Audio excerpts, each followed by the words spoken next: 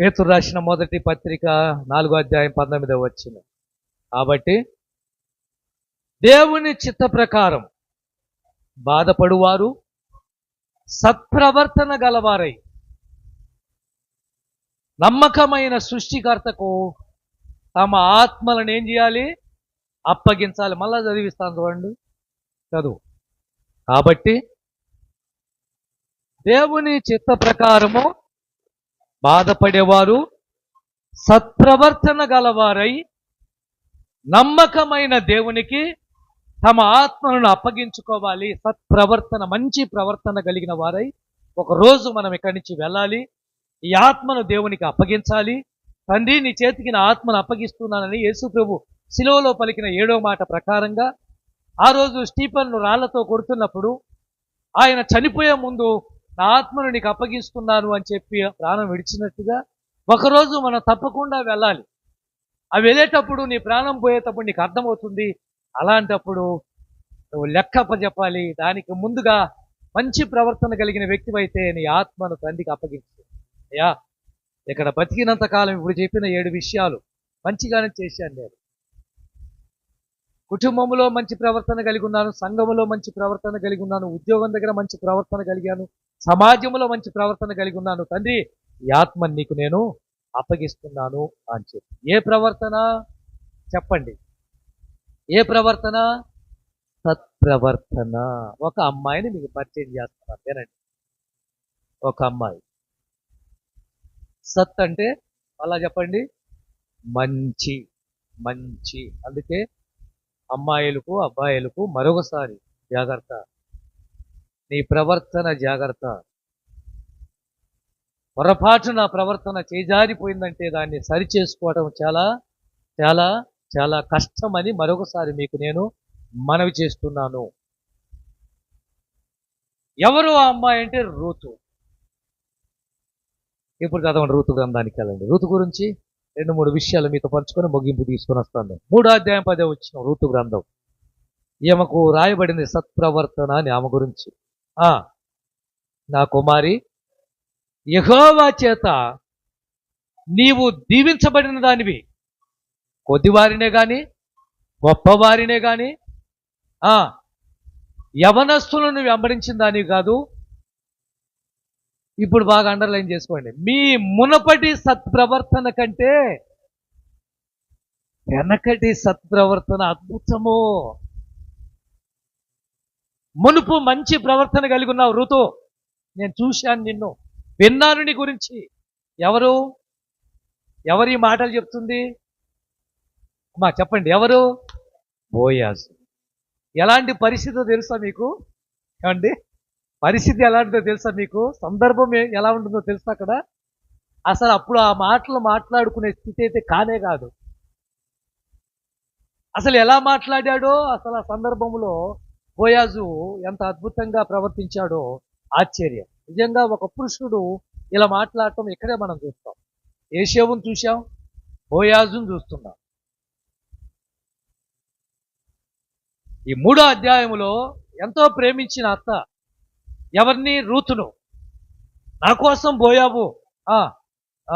బోయాబు దేశమును వదులుకొని నా కోసం రూతు వచ్చిందని నయోమి, రూతుకు నా కూతురికి ఏదో ఒకటి చేయాలి, నా కోడలు కాదు, నా కూతురికి ఏదో ఒకటి చేయాలని ప్లాన్ చేసి 3వ అధ్యాయంలో మంచిగా డ్రెస్ కోడ్ చేసి సెంటు కొట్టి, వెళ్ళు బోయాజుతో ఈ రాత్రి కలువు, తప్పకుండా కలిశావంటే వివాహం జరిగిపోతుంది, నీకేదో ఒకటి కూతురా మంచి చేయాలనుకుంటున్నాను, నా మాట వినమ్మా, నేను బతికి ఉన్నప్పుడే నీ జీవితం సిగురు పెట్టాలి అని చెప్పి మోడుబారిపోవటానికి వీల్లేదని రూతును పంపించింది. ఒక అత్త చేయవలసిన పని అయితే కాదు.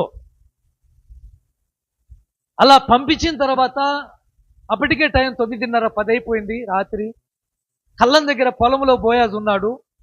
బోయాజు అప్పటికే నిద్రపోతున్నాడు. వెళ్ళి ఆయన కాళ్ళ కింద పడుకుంది. ఎవరు? రూతు.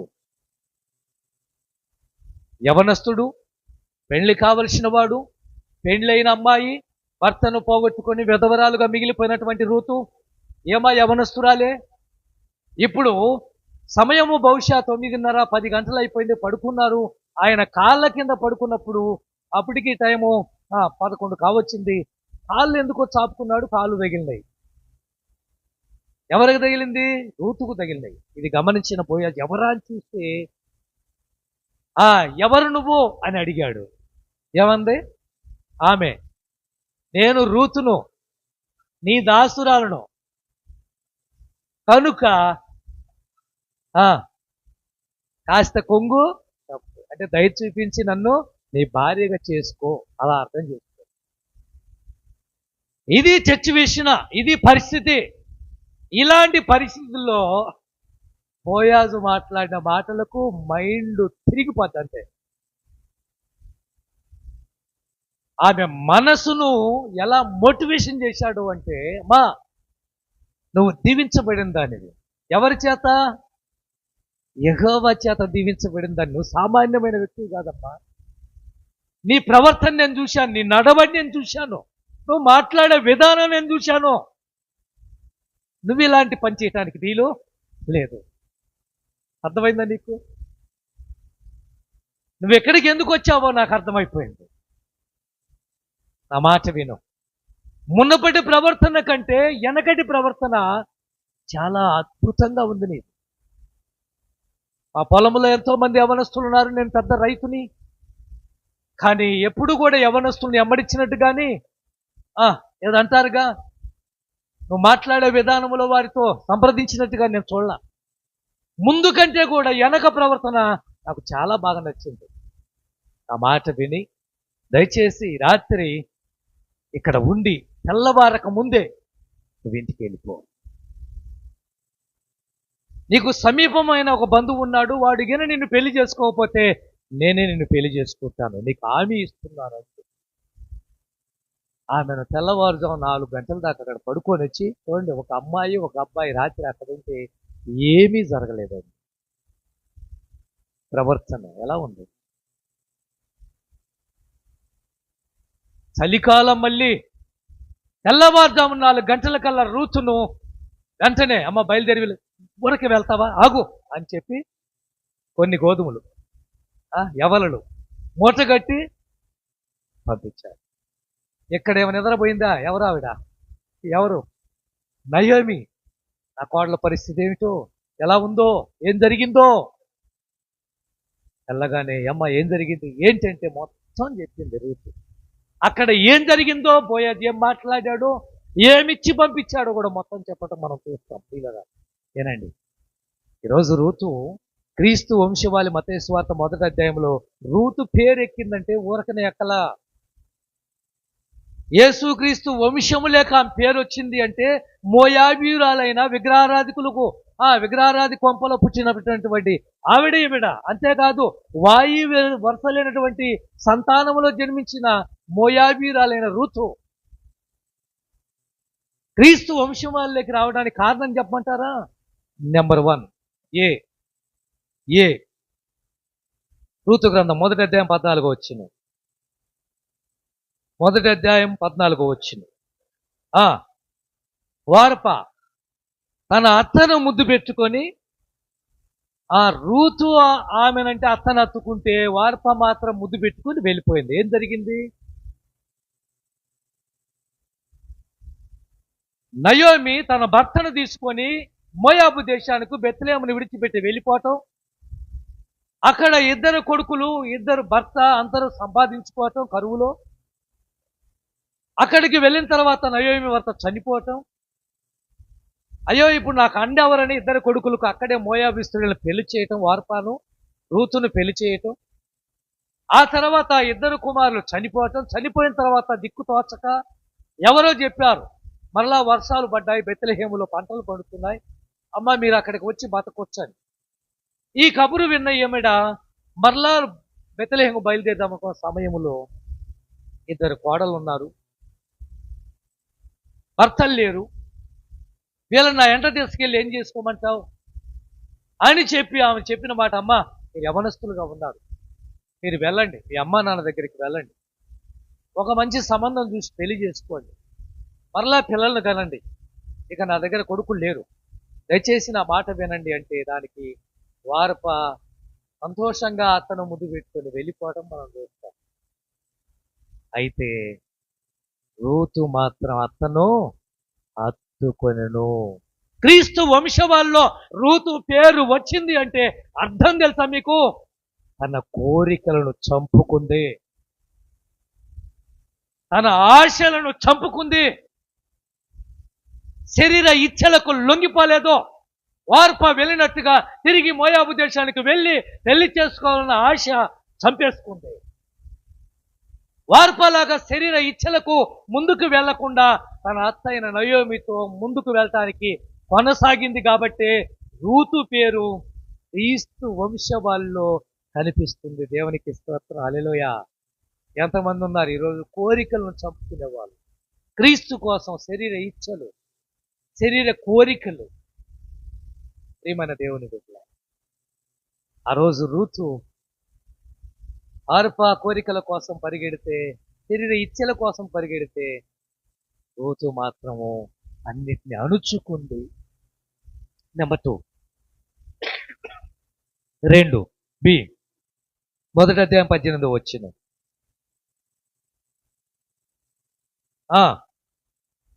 మనసు కుదిరింది అంటే మనస్సును ఏం చేసింది? ఇప్పుడు కోరికలు ఆశలను అలా చంపుకుంటే కుదరదు, మనస్సు నిలబెట్టాలి, మనస్సును ఆపుకోవాలి. మనసు వెళ్ళిన చోటకల్లా, కళ్ళు చూసిన చోటకల్లా మనసు వెళ్తుంది. ఈ రోజున అలా వెళ్ళటానికి వీల్లేదు. ఆ రోజు రాహేలు మీద మనసు పడి యాకోబు ఎంత ఇబ్బంది పడ్డాడో తెలుసా మీకు? తన జీవితం 14 ఏండ్లు నాశనం అయిపోయింది. తెలుసా మీకు? మనస్సు ఈ మనస్సును కంట్రోల్ చేయలేకనే ఈరోజు ఎంతో మంది అమ్మాయిలు మోసపోతున్నారు. ఈ మనసు కంట్రోల్ కాకనే ఎంతో మంది అబ్బాయిలు మోసపోతున్నారు. స్త్రీలరా, ఆ రోజు అత్త చెబుతుంది, అమ్మా నీకు తోడికోడలు వెళ్ళిపోయింది, నా మాట విను, నీకు చాలా అద్భుతమైన భవిష్యత్తు ఉందమ్మా, నా ఏమంటూ వస్తే ఏముంటుంది, నా మాట విని వెళ్ళు అంటే తన మనస్సును ఏం చేసింది? నిలబెట్టింది, కుదిరిచ్చుకుంది. నేను ఉండగలను, నేను ఆ పని చేయకుండా ఉండగలను, అది చూడకుండా ఉండగలను, అలా మాట్లాడకుండా ఉండగలను, అలా వెళ్లకుండా ఉండగలను. దీన్ని మనస్సు నిలబెట్టుకోదు.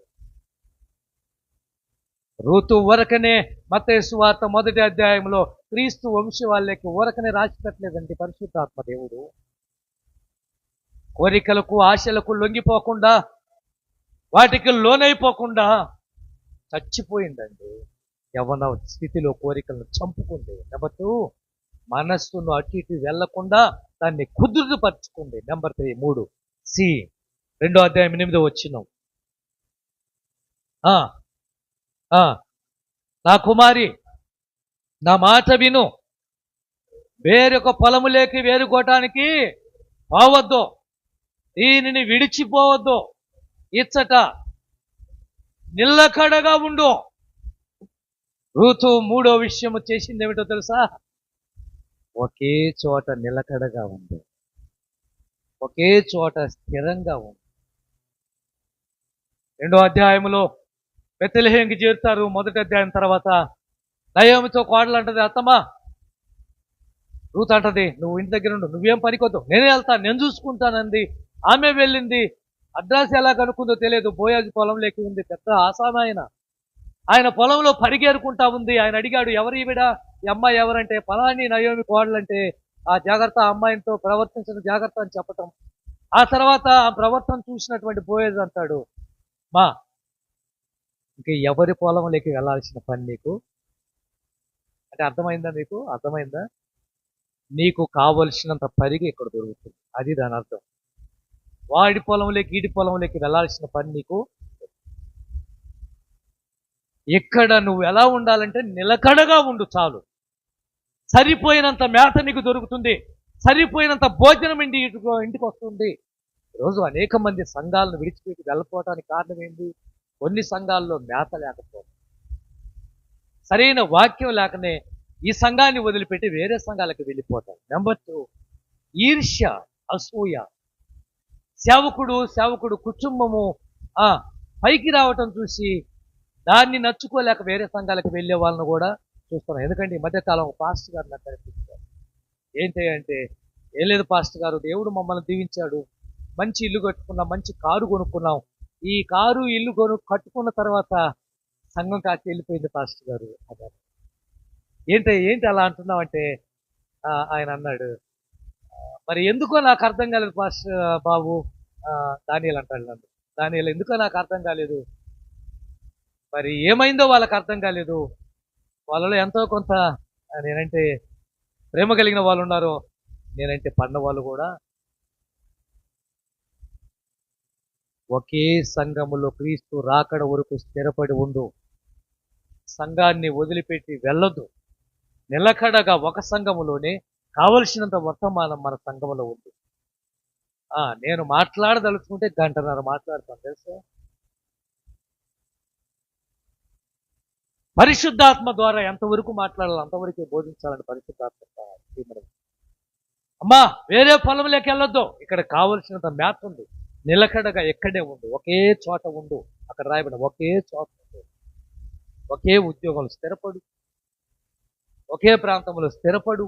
4 ఇల్లు అధిక మారుతా ఉన్నది ఎందుకు? ఆ ఇంట్లోనే స్థిరపడు.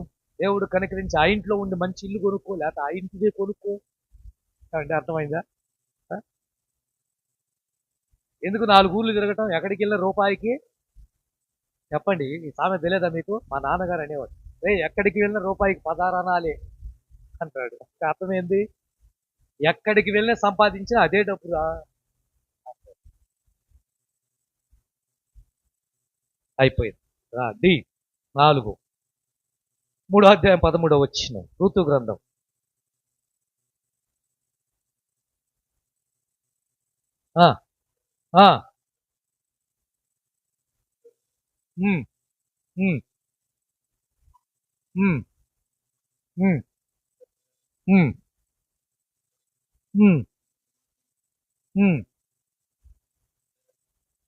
సరిపేదను పండుకోనమని చెప్తే నైట్ 9:30 10 గంటలకు వచ్చిన రూతు ఒక పురుషుడు దగ్గర కాళ్ళ కింద పడుకున్న ఆవిడ.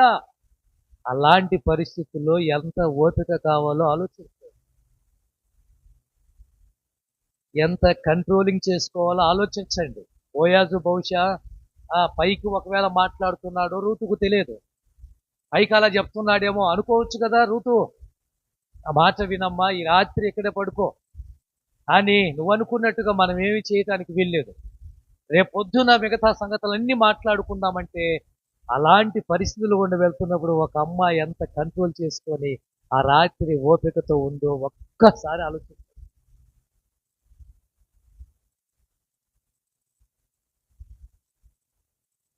రూతు, క్రీస్తు వంశవాళ్ళలో రూతు ఎక్కిందంటే 4 కారణాలు. ఒకటి చెప్పండి, తన కోరికలను చంపుకుంది. నెంబర్ 2 రెండోది, తన మనస్సును నిలబెట్టుకుంది. మూడోది, ఒకే సంఘములో ఒకే పొలములో ఒకే చోట నిలకడగా ఉంది. 4వది, పరిస్థితులు తారుమారుగా ఉన్నా కూడా ఓపికతో ఆ రాత్రి 4 గంటల దాకా అక్కడే ఉంది.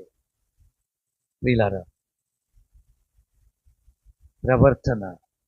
బోయాజు అంటాడమ్మా, మునుపటి నీ సత్ప్రవర్తన కంటే ఇప్పుడు వెనకటంటే ఇప్పుడు ప్రవర్తన అద్భుతమైందమ్మా. ఆ ప్రవర్తన నీ క్యారెక్టర్ పోయిద్దమ్మా, ఇక్కడ నీ సాక్ష్యం పోయిద్దమ్మా నా మాట విని అంటే. ఆయన మాటలకు విని ఆ రాత్రి అక్కడ గడిపి వెళ్ళిన తర్వాత అదే నయోమి రూతుకు పెళ్లి చేస్తే బోయాజుతో ఒక అద్భుతమైన కొడుకు పుడతాడు. ఆ కొడుకు పుచ్చిన వాడే యేషయా, ఆ యేషయాకు పుచ్చిన వాడే దావీదు, ఆ దావీదు వంశములోంచి వచ్చిన వాడే యేసుక్రీస్తు వారు. ఓబద్యా కుమారుడు యేషయా, యేషయా కుమారుడు దావీదు, దావీదు కొడుకు దావీదు కుమారుడు నన్ను. క్రీస్తు వంశవాళ్ళలో ఒక మోయాబీయురాలను రూతెక్కింది. కారణాలు మీకు నేను బాగా వివరించాను ప్రియమైన దేవుని బిడ్డలారా. అయితే నయోమి జీవితంలో ఎక్కడ లేని ఆనందము మనవణ్ణి ఎత్తుకొని సంతోషము అస్సలు ఆపుకోలేం. ఆ ఆనందం చూస్తే మన జీవితంలో మరలా ఇలాంటి పరిస్థితి గుండా వెళ్ళాల్సి వస్తుందా అని అనుకున్నాక, కానీ కారణం ఋతు. తల్లొంచుదాం, ప్రార్థన చేసుకుందాం. దయగలిగిన మా తండ్రి మహోన్నతుడా, జ్ఞాపకం చేసుకోండి. ఈ రాత్రి కూడి చేరి ఉన్న ప్రతి బిడ్డను పేరు పేరున జ్ఞాపకం చేసుకోండి. ఈ వాక్యము విన్న ప్రతి ఒక్కరిని బలపరిచారు. ఈరోజు మా ప్రవర్తనను మేము సరిచేసుకొని ముందుకు నడవటానికి, ఒక ఋతులాగా మా జీవితం ముందుకు వెళ్ళటానికి సహాయం చేయండి.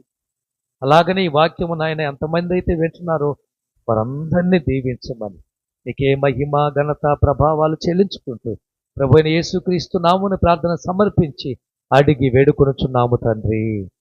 మన పరమ తండ్రి అయిన దేవుని ప్రేమ